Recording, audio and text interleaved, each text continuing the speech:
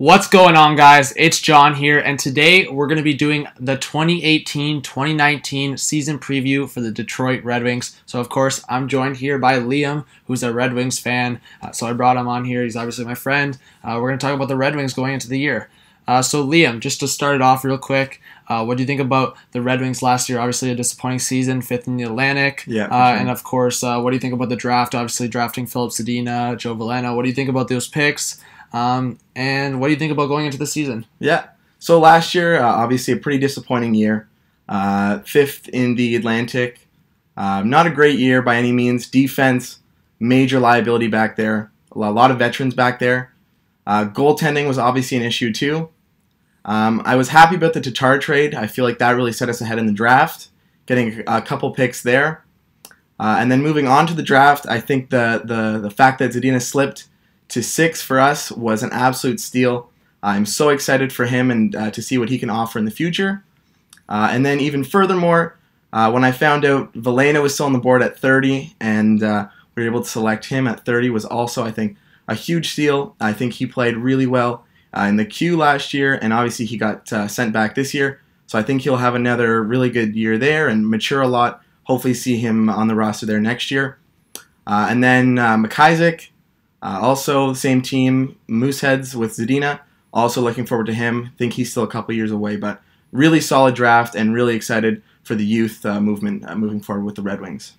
For sure. Like, the Red Wings, you could maybe argue the Isles, but the Red Wings were definitely like top 3 winners in the draft. For sure. A lot of people were agreeing with that. I don't think that there's a very big question with that. Joe Veleno probably dropped a good 10 spots from what he was considered for most of the year, and Filip Zadina was supposed to go 3 or 4 for most of the year. The fact that Ottawa skipped over him, Montreal skipped over him, Arizona obviously skipped over him with John Hayden. So, yeah, that right there, the Red Wings getting Zadina. And, of course, we actually went to the Leafs-Red Wings preseason game last night, Leafs with the big 6-2 dub, but I think the Red Wings, especially with, Zadina didn't show us a lot, but we're gonna talk about who stood out for us and who possibly stands out for going into the year, and that's kind of what we're gonna jump into. But for the Red Wings, I think they might have a little bit of a better year. He's gonna talk about predictions after we go through the lineup. But they definitely have a few years ahead of them. So let's jump right into the forwards. So Liam, I'm gonna go through the forwards here, and then we'll hear your thoughts. So Sounds good. We constructed a line together, me and Liam. So we have the top line: Dylan Larkin, Nyquist, Mantha. Obviously, that would be a really solid line.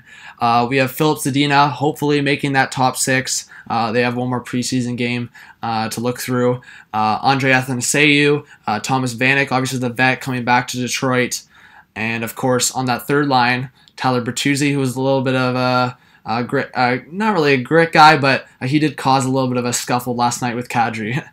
Franz Nielsen, obviously a vet, probably overpaid contract to 99% of Red Wings fans, including myself, who's not a Red Wings fan. Definitely sees that as a crazy contract. Justin Abdelkader, another guy who signed to a very long-term deal that probably Red Wings personnel are definitely regretting a bit.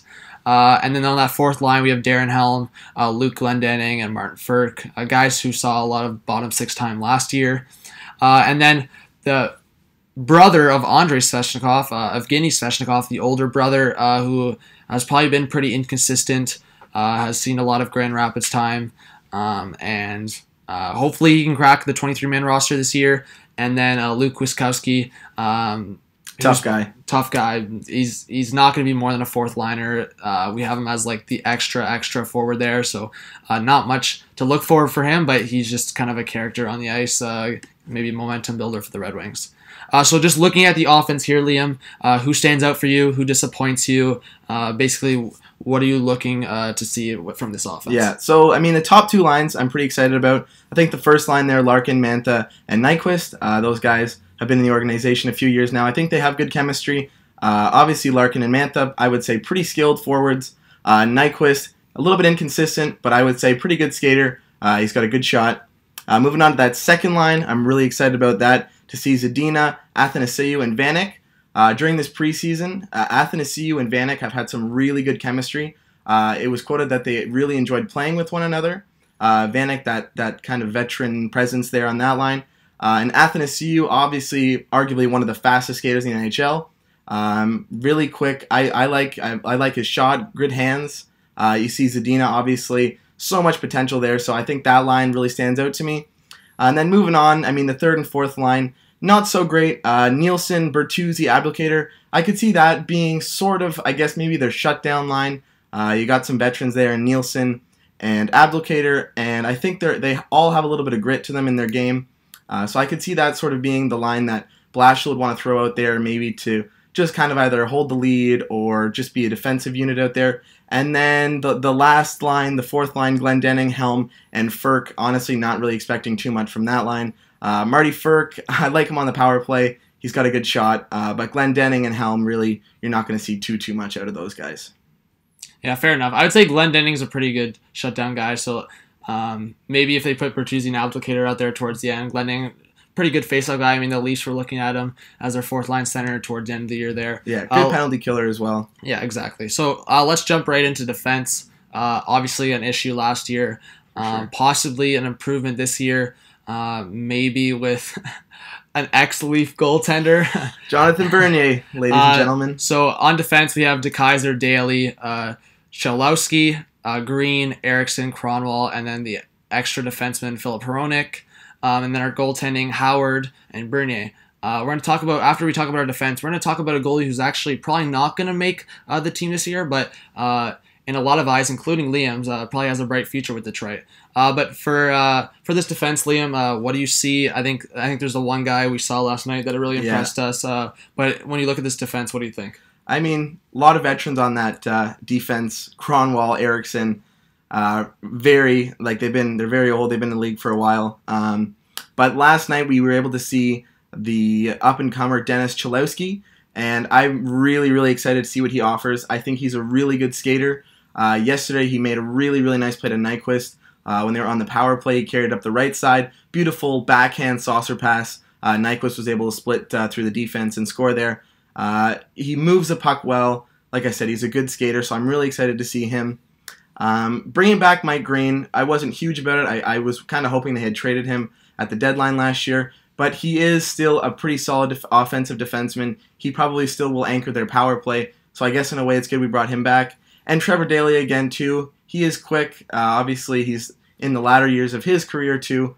He's been around a while too, but I think he can be impactful as well. And then our last D pairing, Cronwall and Eriksson, two guys that are extremely overpaid, and I think they're really going to regress and not going to see too much out of those guys. And then the last guy, Philip Hronek, was with the Grand Rapids last year. He was a second-round selection. I'm excited to see what he offers. I still think he's pretty young, he's pretty raw, but I think there's some potential there. For sure, yeah. We were kind of debating maybe throwing Joe Hicketts there, but I think Hronek has more of the raw skill potential. And then to Cronwall, obviously Cronwall had a great career and was a really good defenseman, but it's at the point where he's we just watched him last night. He is too slow. Yeah, it caused him to give up the puck a few times in deadly situations. So I think that's more where Liam was coming from. And then the goaltending, Howard and Bernier, obviously getting Bernier on the $3 million contract, Colorado, and then Jimmy Howard, who's been a Red Wing for so long now. Quite some time, yeah, for sure. But talk about these goalies. Obviously, not a whole lot. Everyone kind of knows who these two goalies are. But then I want to hear you talk about. I'll let you say his name. For sure. Who do you think about Satari? I'm just going to say it. But what do you think about Satari, and what do you think about these two goalies as a tandem going in the air? So Jimmy Howard, he's been around forever. He kind of took over after Chris Osgood there. He was phenomenal. I mean, I would say a few years ago. But then the last little bit, even when he was battling with Mrazek, seemed like he was having some confidence issues in the net. And I think now, him just being 34 years of age, he's a shell of what he once was. Watching him yesterday, obviously the Leafs, a very, very talented unit, but his save percentage and goals against in the preseason has been pretty awful. So again, not expecting too much. I think he'll probably finish out his career in Detroit. Jonathan Bernier, I'm actually happy about. They signed him, I would say, to a pretty fair and reasonable contract. Bernier had a pretty solid year with Colorado there last year. Obviously, they have Grubauer now, but I think Bernier, if him and Howard are sort of rotate through, I think that'll be a pretty solid and okay tandem.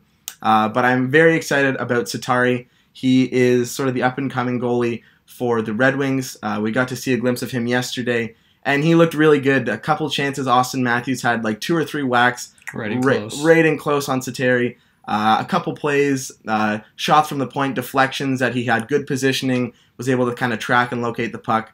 So I think, give him a couple years with the Rapids. I think he'll definitely be a potential star for the Red Wings in goal. For sure. So we went through the lineup, guys. So basically, just to finish off the video, Liam, what do you think about, obviously, I think we're still looking at this team as a rebuilding, in a rebuilding mode. But in terms of finishing the season at the end, where do you think this team will go? Do you think they're a bottom feeder, or do you think maybe they're a mediocre team going the year? The inner fan of me would like to say that maybe we're on the verge this year of making the playoffs, but I just don't think that's a realistic goal. I think, like John said, we still are rebuilding. The draft, I think, really set us ahead this year with the selections that we made. But I do envision us being a little bit more competitive. Obviously, Zadina, a huge addition this year. And the top 2 lines, I think, will produce for the Red Wings. But I just don't think there's enough depth there. And obviously, the defense is definitely going to be a struggle, too. So I would envision Detroit in the bottom half of the Eastern Conference again this year. And as a Red Wings fan, I'd like to see them maybe get a crack at Hughes. So that's my prediction. All right. So Jack Hughes possibly for the Red Wings maybe. Obviously, there's a couple other teams. Maybe Ottawa gets the short end of the stick and gets screwed by Colorado. But that's for another video, guys. Thanks for watching. Obviously, for the Red Wings, this is Liam, the big Red Wing fan. Maybe I'll have him on another time, hopefully. But for the Red Wings, obviously, just a quick overview. Have a few players exciting. Obviously, trades like the Tatar, like the Mrazek has kind of shaped up and given them picks for the future. So for the Red Wings, in a rebuilding mode, but excited for the future. I think that's to sum it up. So thank you guys. Please subscribe to the channel, like the video, and comment your opinions, good or bad. We always like to hear it. All right, guys. Peace out.